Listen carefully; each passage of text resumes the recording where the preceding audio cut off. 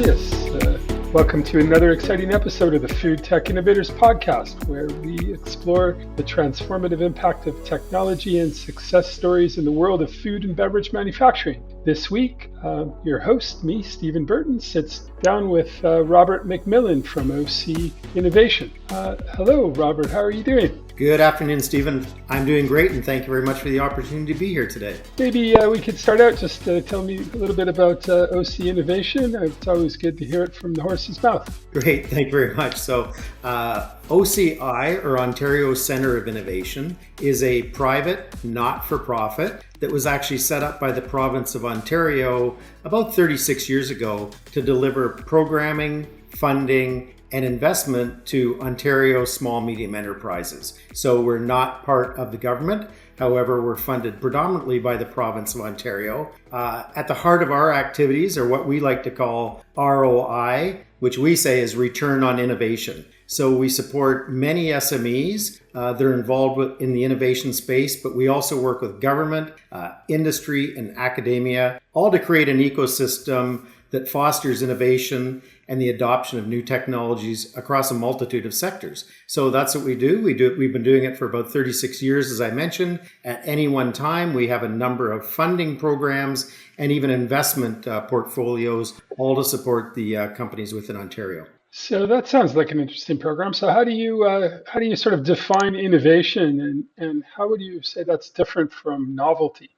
So innovation, there's the toughest question there is to define innovation. So I think one of the best definitions I'd ever seen is innovation is just a way of doing something different. So often innovation is confused or put alongside of creation or developing new techniques, but really it could be changing the way things are done presently. That said, the companies that we deal with are predominantly developing new technologies, new ways of doing things, or even new physical products. And kind of what's the end goal? What are you hoping to accomplish? Are you trying to improve productivity of Canadian companies, develop export markets? Is there what's the kind of driver behind your program? All of the above, although, as I mentioned, we're funded by the province of Ontario. So really, what drives us is the creation of jobs and increasing exports out of the province, and then ultimately, impacting the rest of Canada as well. And you said about 34 years you've been doing it already. Have you seen any increases in your in the sort of export activities or job creation? How is the food and beverage sector in Ontario doing generally? So interestingly enough, although we've been in this area for a number of years, we've only recently introduced a program that specifically focuses on the agri-food sector. So in the past, a lot of our programs had applications for agri-food, but more sort of at the fringe side of things. So the new program we're working at has a very specific focus on agri-food, and we're just starting to open up that program, bring companies in. So we don't have the results on that yet, but out of interest, really, everything we do is based on that increase in jobs and the increase in growth. So I always like to say that the success of OCI is really measured upon the success of the companies that we work with. So so food and beverage is sort of a new area. You've been into other sort of industry verticals in the past? Yeah, we've been into a lot of verticals. So things like 5G, next generation networks, medical technologies, software, all those types of different sectors. But with the release of the new critical industrial technologies, which we can get into in a few minutes, we really do have a focus on 4 key sectors within the province. And if I'm sort of a budding entrepreneur with some kinds of ideas, and I'm looking to participate in programs like this, what kind of criteria are you looking for? Is it just open to anybody, or do you have to be in a business, for a certain period of time? Do you need to be a certain size? What are you looking for? We have different programs that have different criteria, but I will say the standard criteria that we have is that you need to be based in Ontario, you need to be a for-profit organization, and a small or medium enterprise, and by that, we define that as under 500 employees. Generally, there's not thresholds for years in business or number of employees, but what we do is that we work with all our clients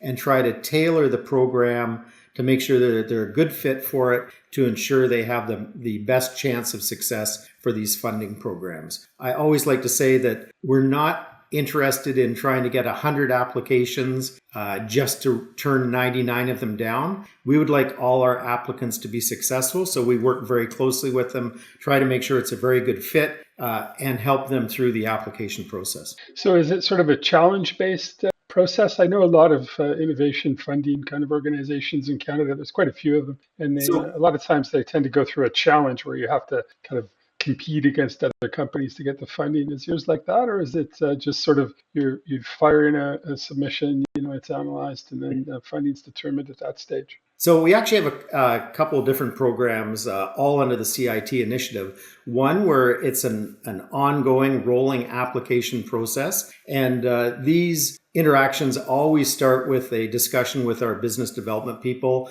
We have them throughout the province. And again, we do that to scope out the project, to make sure it's a good fit for the company, that they've got a good opportunity to apply and a good opportunity for successful application. So those programs are on ongoing rolling basis. As well, we do issue challenge statements. And those challenge statements are based on our discussions with small, medium enterprises, academia, government, to understand what issues are affecting these sectors and what technologies could be brought to bear to really try to address those concerns. So I'll tell you why I'm kind of asking that question is that as an entrepreneur myself, I've been around for quite a while, as you could tell by the color of my beard. So I've seen a lot of different programs, and some of them are challenge based. And when you get involved with a challenge based program, what's happening is that the entrepreneur and their organization usually is with limited funds.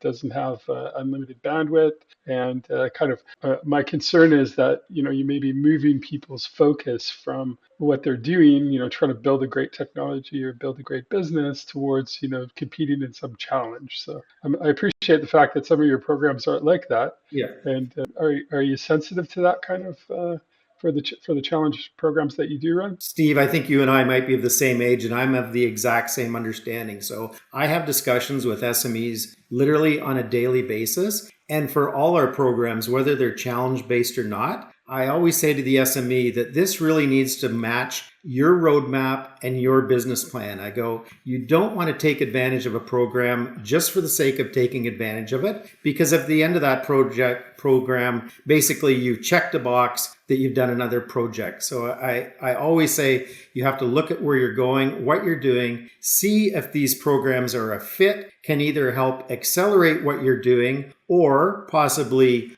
move your priority list a little bit to say, if I did have this support, I could do this now. But I completely agree. To do challenges or programs or projects for the sake of them is, I've been an entrepreneur as well, and it's just not a great business plan, in my opinion. Yeah, we're definitely in agreement there. What percentage of the applications that you get, like in rough estimates, do you actually end up funding? We fund a very high percentage of our applications. So again, this program is relatively new, so we're waiting to see what happens with that. But I'm going to say we would fund in excess of 75% of the applications. And again, because it's really a concierge service, I like to say, where we work with the company, we help them through the application process. We don't offer generally open applications. So if you go to our website, you just can't click on apply now. It all starts with a conversation. And so by doing that, we can really make sure that companies are applying for the program that fits them best, and they have a very good opportunity for a successful application. And I really think that's I won't say we're in a competitive business, but if somebody asked us what is our competitive advantage, I think it is the ability to actually speak with somebody, discuss the programs, understand if it's a fit, and help you through the application process. Well, it sounds like a good program, and actually quite well managed and run compared to some of the others I've seen with you so far. That those others shall remain unnamed, but yeah, I've seen ones that only have a 2% success rate, for example. Yeah. Well, it's kind of problematic. As I mentioned, we're not trying to get 100 applicants to reject 99 of them. We recognize that it's that there's effort involved with this and time. When you're working as a small, medium enterprise, you're usually not just sitting back waiting to see what you might want to be doing next to spend your time on. There's always opportunity costs. And again, we do try to work with them closely to make sure that those line up with the programs we're offering. Okay, that's great. And I appreciate the fact you're not, making entrepreneurs dance, doing dog and pony shows for the entertainment of the No. staff. So that's great. Yeah. Although there is an application process and they have to fill out, there's an application form, online form. We do support them in it. Generally, in some ways, it's relatively simple. It's, tell us about yourself, tell us about the company, your technology, and how you think you're going to benefit from this. So really, if an SME can articulate, who they are and what they're doing, it's a relatively straightforward process for them. Wow. Yeah, that sounds like a great process, really. And the fact that it's focused on companies with less than 500 people kind of it seems like a lot of innovation comes from smaller companies. So I appreciate your focus in that area as well. It does, and as you know, the small medium enterprises make up such a huge percentage of the businesses and drive the economy from below, let's say. Yeah. What kind of activities do you support? Do you support materials, subcontractors, labor, consultants? Like, what is there limits? There are limits on what's eligible expenses, but in general, eligible expenses are those costs that somebody incurs as a result of doing this specific project. So we have access to what we call technology development sites. So these, in simple terms, are living labs where somebody could go in and prove out their technology. For example, you might be in the mining business and want access to a mine. So we have a mine site. You could go in, develop your technology. So in those types of things, usually under the budget, the major item are the time spent by the company, by the SME. So those are all eligible. So they say, my team is working on the project for X number of hours at this rate per hour. Those are all eligible expenses. Generally things like travel. There are capital expenses allowed, but they need to be depreciated or prorated. If they need to bring in other services, those are generally allowable as well. So there's a lot of eligible expenses. Again, we work with the SMEs because often budgets are the more challenging part of the application process. So we work closely with them to make sure that everything that they're putting in there is eligible under the expenses. It sounds really like quite a wonderful program. I don't know of anything in British Columbia where we're based that's like that. Maybe we'll have to move to Ontario, so in your jurisdiction. But are you aware of other programs in other provinces, or are you guys sort of unicorns in the Canadian space? No, other provinces do generally have organizations that are providing some services similar to ours. I think that one thing that we do is, though, we do cover a lot of different sectors and have different offerings. So we're not focusing on one individual area, but in general, a lot of the provinces do have some delivery mechanism for these programs. And a lot of times when you develop a new technology, there's really kind of two parts to it, which I had to learn the hard way myself. What is that you develop an amazing technology, but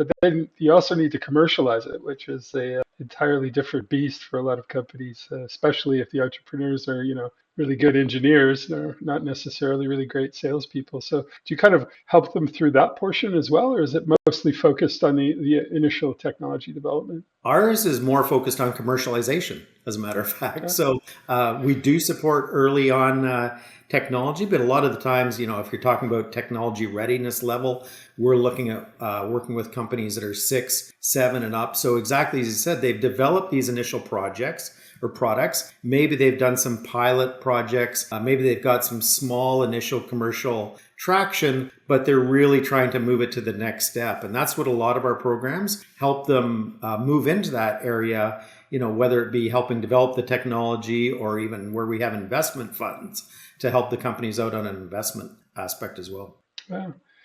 It sounds like 43 years, you've got a lot of experience doing this, so you've kind of refined the process. You must have some great success stories. I We imagine. Can you share a couple with us? We do have a lot of great success stories, and you know what? We've done a lot again in the medical side of things. Specific success stories. I should have a list of companies that we've supported, but I usually leave that to our website. So it's interesting success stories.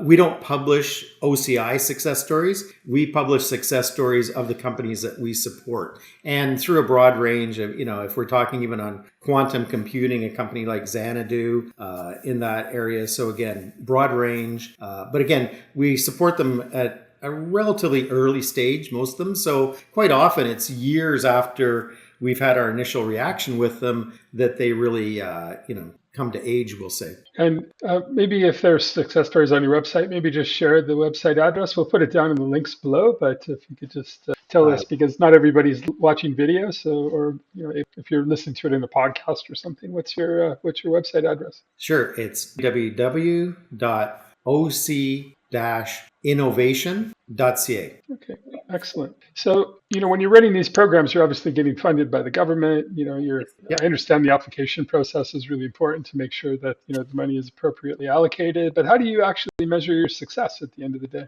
Our success is actually measured, interesting enough, although we have projects and we need to do a certain number of projects. At the end of those projects, immediately afterwards, and then at regular intervals, we actually survey our companies and get information on the economic impact. So we look at how many new jobs have they created as a result of this project? How much more revenue? What type of exports? What type of investment? Because as you mentioned, there's pre-revenue companies. They need to go through the process really to get to the point where they can attract capital investment. So that is how we measure our success, is that we actually go back and we survey and publish those results. And in some ways, you're playing in the same end of the pool as the NRC, the National Research Council, and I guess Revenue Canada is doing SHRED support for technology development. They've ratcheted it back quite considerably in recent years. But do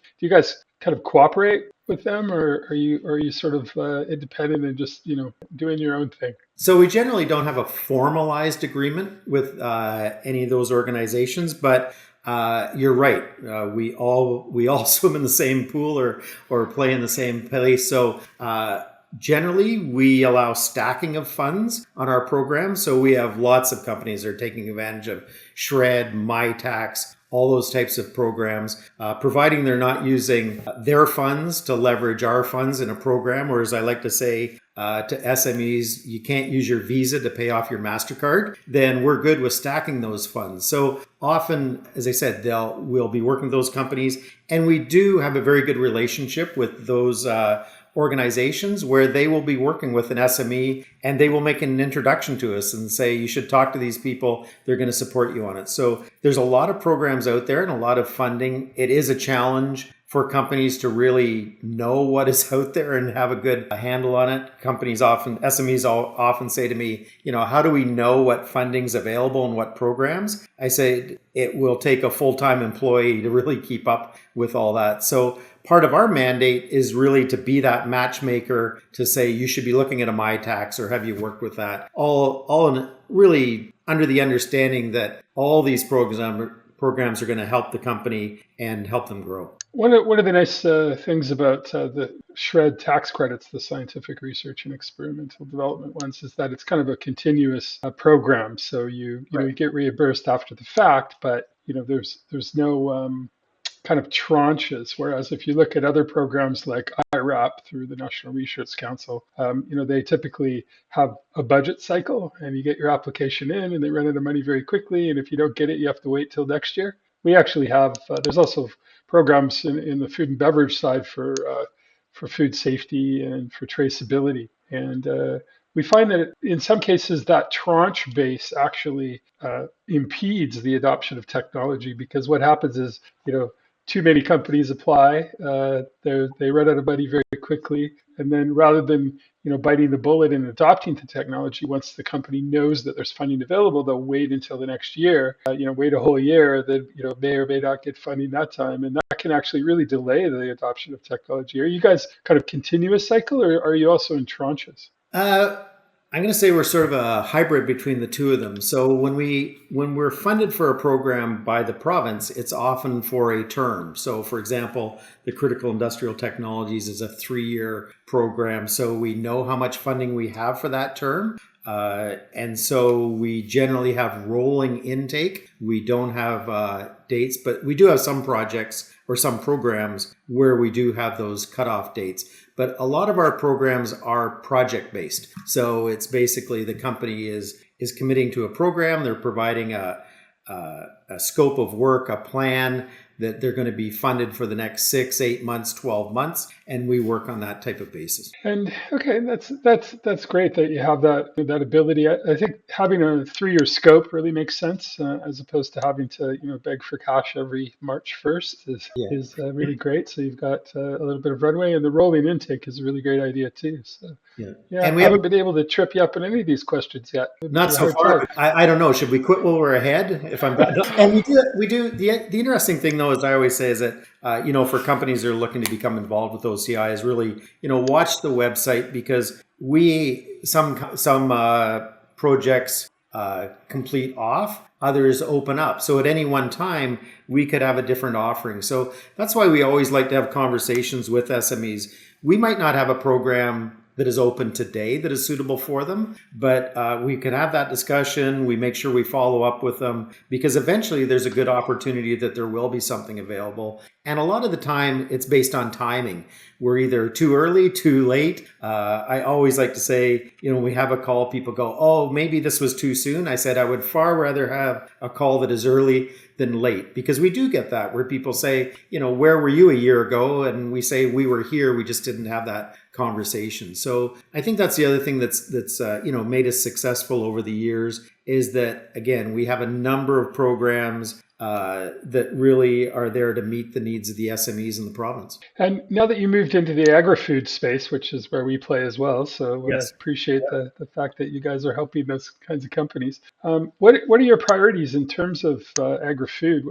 Are there certain kind of buzzwords or aspects of technology that's more attractive for you guys right now? So interestingly enough, the Critical Industrial Technologies initiative, because that has a number of programs under it, we're looking at supporting 4 sectors. And the sectors are advanced manufacturing, agri-food, construction, and mining. So we're looking at those sectors, and we're looking at 6 critical technologies. And those technologies are 5G, AI, blockchain, cybersecurity, quantum, and robotics. So our priority is to work with companies that are looking to work on projects that are at the intersection of those sectors and those technologies. So obviously, there's some technologies that are more popular and more in some sectors than others. In the agri-food, I'd say 1 and 2 are really AI and robotics. I haven't seen a quantum project come up yet, but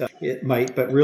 But those are the guidelines that we provide. But it's really up to the SME to say, this is what we want to do. And so we're not forcing them into a project. We're really saying, if you're working in that sector or looking to work in that sector and using or looking to adopt one of those technologies, how can we help you? What can we do for you? Of the programs that we have under this initiative, which is the best fit for you at this point in time? The caveat to that is, you mentioned challenge statements, and we do issue these challenge statements that are based on input, from our ecosystem. And that's where we will address either a specific sector, technology, or issue within those sectors. And so there is sort of more guidelines. So for example, we did an agri-food challenge statement earlier this year in the spring that had a focus on the ongoing need for labor in the agri-food sector and what technologies could be brought to bear to really address that and address that on a large scale if possible. So our regular programs are really looking at supporting an SME to get those first customers, that marketplace. Our sector adoption challenges, we're really trying to impact the sector as a whole where possible. which is a lofty goal, but we're working towards it. Interesting. That seems very timely in terms of the labor saving aspect, especially with the government ratcheting back temporary workers, which has happened recently in Canada. So the aging Yes. population and fewer temporary workers, I think, is really going to impact the labor force as well. So we're very focused on that as well in our software, trying to automate processes and reduce manual data entry. It's and not only in agri-food, so across all those sectors, the four that I mentioned, that is the number one issue of all of them. So when you mentioned software, we also had a program that we're just wrapping up, version 1.0 we'll call, which is called the digital commercialization, so DCC, and that's where we helped companies adopt new technologies. And I would say of the projects we did, approximately 75% were ERP systems, dealing with a lot of companies that had paper-based systems and running on a lot of tribal knowledge and knew they couldn't scale their companies out with that. So we supported them in adopting those new types of technologies. Well, as a software vendor with an ERP, I hope there's a 2.0. We haven't really dipped our toe very much into the Ontario market, although we have a few clients over there already. Yep. And in terms of the industries that you support, one seemed conspicuously absent. What about energy? So we don't, at this point in time, we don't have a clean energy plan. So only if it kind of falls in to those other areas are we supporting it. That doesn't mean that we won't have something coming up. And I think, as you know, Steve, there's a lot of different programs and a lot of different support. It's really important now, which I think is a good thing, specifically to the province, that they don't want to duplicate efforts. They don't want to duplicate funding. They want to kind of make things seamless as possible. So I wouldn't be surprised if we see clean energy. And we do some clean energy projects, but we don't necessarily have a focus on clean energy. I was thinking more about dirty energy, actually. That's my kind of energy. I think we should bring back coal. No. Well, I don't know about coal, but a bit bullish on nuclear. I think that's a good one. And Ontario has a good history of that. Yes. Unlike BC here, where we have all the hydro, just the energy falls from the sky in the form of endless rain. Yeah. So in terms of the other technologies you mentioned, like 5G and quantum are not really, they're not focus areas in the agri-food sector. Although 5G for remote farming, like one of the problems we notice is that when you're in rural areas and people need to want to automate, want to adopt technologies, a lot of times they don't have sufficient bandwidth. And sometimes a 5G network might really help with that. So I do see an opportunity for that. Quantum is a little beyond the ability of most companies under 500 people to start putting in quantum computing. So I do appreciate that one. But the three of the others did spark my, or two of the others plus a third one that you didn't mention I'm thinking about. One is, first of all, artificial intelligence. The AI, I go all over the place and talk about AI in the food and beverage industry. And I think that, and we've incorporated it in our solution, and there's a lot more work to be done in that regard, but it's pretty amazing what you can do already. So I do appreciate that you guys support that particular one. Do you have anything you want to talk about specifically related to AI? Because it's one of the hot topics right now. Not so much specifically, but I'm going to say that a good majority of the companies that we're dealing with in this program across all those sectors, the projects are based on AI. So we're getting, some on robotics, some on 5G. As you mentioned, quantum is still, it's there. There's a few blockchain projects out there, but the vast majority on AI in the agri-food, especially in agriculture, we see a lot of AI projects. And I think there's a lot of good reasons for it. One is there's great value to it. The other thing is that unlike building a robot or some other solutions, you don't actually have to build devices and get them certified. And also there's a lot of people with some pretty deep knowledge of AI that are looking to the agri-food area saying we can apply these technologies to these areas. So we're really seeing a boon in those types of applications on this program. Yeah, there's a tremendous amount of untapped potential there for sure. Yeah. We're using it now to help companies identify biological, chemical, physical, radiological hazards associated with raw materials that they're bringing in. We're helping them to use AI to do automated document translation for regulatory purposes, to do sales forecasting and procurement forecasting. but there's way more to do. So just for the sake of the argument, I'll just repeat my mantra that I've been going all over the place, say it over and over, is that if you're a food company, you have to start digitizing your data.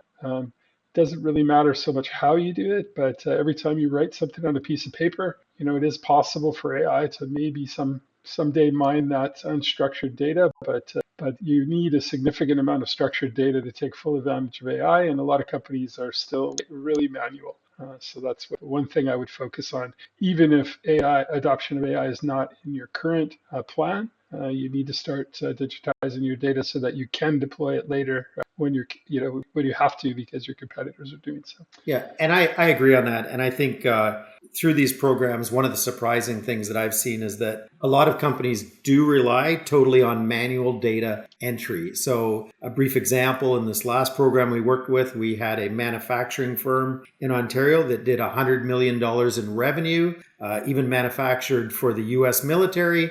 And absolutely everything was paper-based. And so they carried out a folder to the shop floor. When there were changes, they put sticky notes on the folder and took it out. Amazing company, really successful, but they saw it as a great opportunity and they adopted an ERP system. So often when I talk to these companies that have manual systems, they're almost embarrassed about the state of their technology because they're doing things manually. And I always say, to me, that's actually good news. I go, because you've got a successful company, you have profits and you have customers. I go, you can figure out the back end of things, but a lot of companies have every piece of technology and all the processes automated, but ultimately, if you don't have clients, it doesn't mean too much. So I see those actually as a great opportunity for digital adoption for all these types of companies that truly are successful and in their own right are really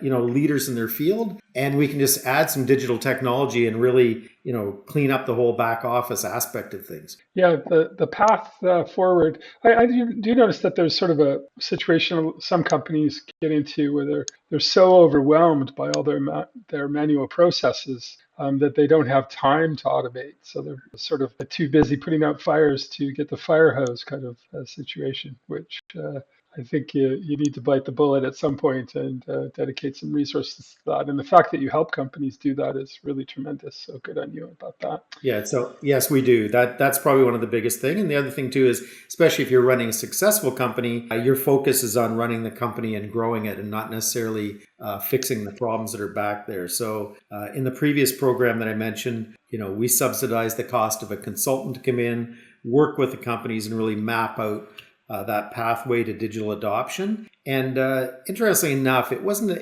we provided funding up to $15,000 to do that. But some of these companies that I mentioned, the companies that had $100 million in revenue, you might ask, well, why would they do a program for $15,000? But it really provided the starting point for them to look at making that change. And I liken it to, your home with renovations where you've got a lot of things to do, but, the contractor comes in and said, good news is I'm going to give you 50% off. You go, okay, let's get this thing underway. And it's really just the kind of little starting point that a lot of these companies need. It's not necessarily the absolute amount of funding, but it really puts them on a course to start making these changes. And we've deployed our software, either the full ERP solution or just food safety or just maintenance or just traceability or whatever, all over the world, really. And one of the biggest indicators of success that I've seen is if they assign a champion to be the main driver for the project, and it needs to be someone who has a modicum of computer skills. So they need to know definitely what the difference is between right clicking and left clicking in Go Digital. So that's one thing I'd recommend to people. I don't know. Do you have recommendations for how to improve your likelihood of success? Because a certain number of, particularly ERP implementations, a lot actually fail. I think 75% fail the first time around. How do companies mitigate that? How do you guide them in the right direction? Yeah, and we dealt with a lot of companies who had ERPs and needed to replace them. And really because they didn't have the support and the input at the start, working with somebody who tried to understand exactly what they needed, just kind of put in a program and walked away. And Steve, like yourself, I've been around for a few years as well. I don't have the gray beard, but I have lots of gray hair. I started out my technology career with Motorola in 1989 and been involved with a lot of technology sales. And I've always found that what makes technology adoption successful is when the end user sees benefit to the technology. So a lot of these programs can be put in and they can be mandated, but when it's an actual person, for example, on an ERP system who's on the shop floor that goes, I've now got that information and that just made my job a little bit easier or smoother, that makes for successful adoption, in my opinion. Yeah, that's a design philosophy we have too. We always try to make people's jobs easier, ideally. They're generally successful. There is a lot of resistance that needs to be overcome. A lot of companies, when they're putting technologies into their shop floor, the workers are going to have to learn to do different things, especially with AI. Sometimes there's a lot of fear associated with it. What's going to happen to my job if things get automated?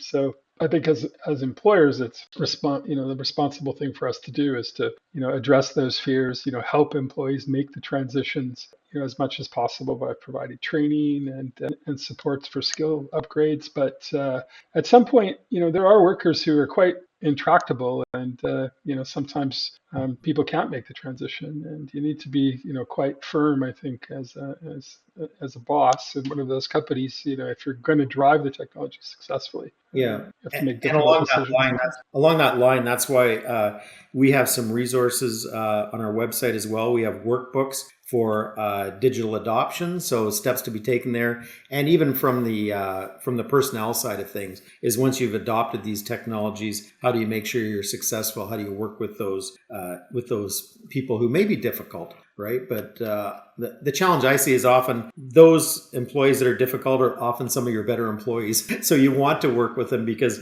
they have been productive. So you're right. You need to really kind of work with everybody and try to ensure that it'll be accepted. And on that note, part of the critical industrial technologies, we do have a fund that allows companies that are looking for training in any of these critical technologies to bring in an outside expert and train their staff. So if somebody's looking, to adopt AI within their operation, they could bring somebody in and educate their staff on that. And we will actually pay 50% of those costs up to a maximum of $10,000 to support that. Because again, all these technologies need an educated workforce to be able to make them work. And so if there aren't skilled and upskilling of labor, these solutions are going to go into place and then not be utilized to their full extent. So we're fully on board with supporting that aspect of the program as well. Oh, that's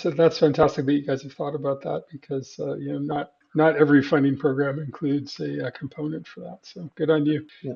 In terms of the other technologies you mentioned, the one that, like, I'm wildly enthusiastic about the whole AI thing, much less so about blockchain. How are you guys viewing blockchain to be? I'll tell you why I don't like it after you tell me why it's great. I'm not going to say whether it's great or it's not great. I just find, interestingly enough, I had this conversation the other day, but I find it interesting how technologies become all the rage and then are replaced, right? So 5G, lots of hype, lots of interest, then blockchain, and then quantum came along, and then AI came along and silenced all of them, right? So I think there's value to blockchain. We're seeing it in pretty limited numbers in quite specific applications. In the food and beverage side, I've worked with a company that's using it for traceability, literally right from barley right to the brewery type thing. And I think that's a good application for blockchain. 6 or 7 years ago, everything was going to be blockchain. And now we don't run into it on a widespread basis. So my take on that is that the reason why people were looking at blockchain in the food and beverage was primarily for traceability, as you suggest. But I see numerous, being a technologist and a software architect and understanding, a modicum about computer systems, the resource requirements for distributed ledger at the scale of food and beverage If you think about the actual number of individual transactions that happen each day, and then think about persisting all those transactions in some sort of a distributed ledger where the data is replicated multiple times, is just unsustainable, both from a kind of hardware storage perspective, from an energy consumption perspective, because these algorithms all need to be processed. So that's that's one issue on the technical side. The other issue that I really see happening is that a lot of companies don't really want an immutable record of everything they've done. I mean, people make mistakes, and not everybody wants to hang their public, laundry, for the view of all. So people want to have control over the privacy and proprietariness of their transactions, and that also speaks to formulation development. If I have a super secret sauce that is driving my business success, I don't really want to put that in a public blockchain, even though theoretically it should be secure. A lot of people just won't make the conceptual leap to do that. So I've never been a big fan of the whole notion of blockchain, and especially if you're talking about barley to beer, because that requires that the farmers that are growing the barley participate. And I know from experience that not all of them even have internet, so that's always No. going to be a problem, right? No, and I think like everything, I'll come back to there's got to be benefit for the end user. So again, on the farmer side of that, there needs to be some incentive for them to take. So whether it be a premium for their product, along those lines, there has to be something, as I like to say, mutual welfare and benefit, right? So there has to be something that benefits everybody at all stages. Otherwise, these things are pretty short-lived. Yeah. In terms of the technology, one of the technologies I'm seeing a lot of requests for at the moment. And in our Icicle software system, we currently have 9 products in the Icicle family, and we're actually working on a super secret 10th. So you have to promise not to tell anybody. But it's around sustainability. So determining at a very granular level, what is the sustainability profile of a product that comes out of your manufacturing environment. And I didn't hear you mention anything about sustainability. Is that kind of just not a focus area, or it just wasn't mentioned? I don't consider sustainability a technology as such. So if not that you might say cybersecurity is a technology as well, but the 6 critical technologies that we're working in are those that were identified by the province to really address the productivity gap. And so it's not that we said these are good or these are bad technologies. These are the technologies that we're looking for. Now, people could easily be doing projects in agri-food with respect to sustainability. If they were using AI, then we would welcome those types of projects. So we're not, and we may disagree on that point, but to my understanding, I wouldn't call sustainability a technology as such, right? I would agree with you. I stand corrected. You're right. It's really not a technology. Yeah. And not to be argumentative, it's just that they've tried to lay out some pretty clear technologies, and cybersecurity is the one that's a little bit more difficult. But when somebody says, name a technology, you go 5G, AI, quantum, robotics type thing.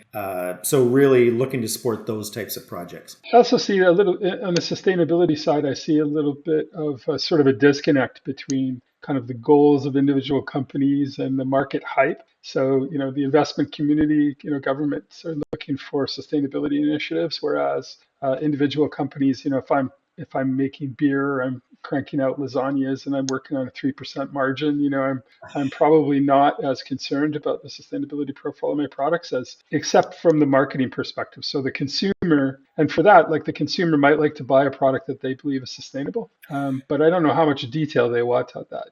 Do they really need to know the details of why that product's sustainable, or they just want to see something on the label that says sustainable and they're happy with that, which has been the case with other hypes in the past. Yeah, I agree there too. And I think the one thing is that, and I always ask the question is, and will people pay a premium for it, right? So I think one of the challenges in general that we have is that in Ontario, in Canada, people like made in Canada and they like those types of things, but will they pay a premium for it? And especially now when the big concern is the cost of food, I think that becomes the big challenge, right? And unfortunately, I think that's what we really need. I think we need people to support Canadian and be willing to pay a small premium to ensure that, this food is produced and processed within Canada. Yeah. That's a bit of my soap. That's my soap. There's a whole buy local initiative that I see. That's a bit of a double-edged sword too, because if here in BC we say okay, buy local, then that kind of excludes Ontario processors, and then of course Ontario processors are going to also encourage people to buy local, which will exclude our products. So you and I will have to fight to the death. So why don't you tell me a little bit about kind of your journey personally? Like, how did you end up in this chair that you currently occupy? Wow. Okay. So how many minutes do we have left? No, sorry. I'll try to keep my long life story short. So I was actually raised on a farm north of Toronto. Our farm's on the map behind me. This is a map from 1860 of the area. So I was raised on a farm. I went to the University of Guelph for agriculture. I was then traffic manager and production manager for an international seed company, and then had a major pivot and ended up working in sales for Motorola and high technology. Did that for a number of years, and then ended up actually at one point, and we used to call them inventors. Now they're innovators and things like that. But my business partners and I developed a product that took information from alarm panels and put it out to text messaging devices, and the product was extremely successful. The company less than that on it. We had some issues and some challenges. Our product was actually sold by most of the major fire alarm, building management, and security companies in North America on it. So it was extremely successful.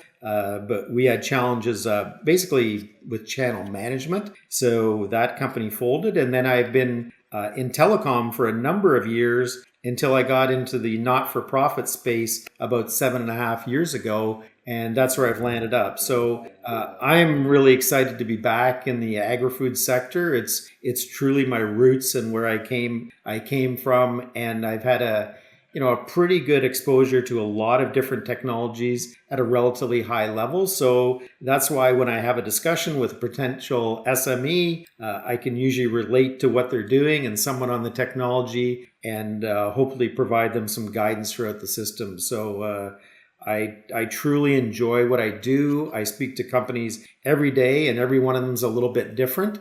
So it keeps things really exciting and interesting.